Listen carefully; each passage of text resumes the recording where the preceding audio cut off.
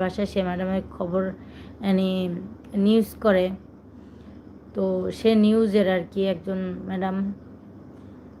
তো তার বাসায় যখন কাজে গেছি আমি 11 দিন, সেই 11 দিনে এমন রাত নাই যে আমার মানে ঘুম তো হয় নাই।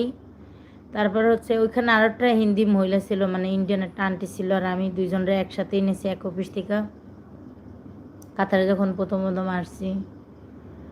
তো তার ছেলে মেয়ে ছিল বড় বড়ই বলতে, ছেলের বয়স ছিল কয় বছর, 11 বছর না জান 12 বছর, মেয়েটার বয়স ছিল 9 বছর, 8-9 বছর এমন হইবে।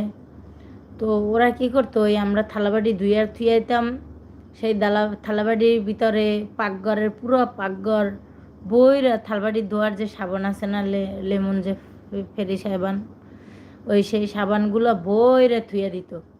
ওইগুলো কি করতো, থালবাড়িতে ধোয়া লাগতো, তারপরে আবার পাকঘরটাও ধোয়া লাগতো, এরকম আর করতো, রাত দিন 24 ঘন্টায় এরকম জ্বালাইতো।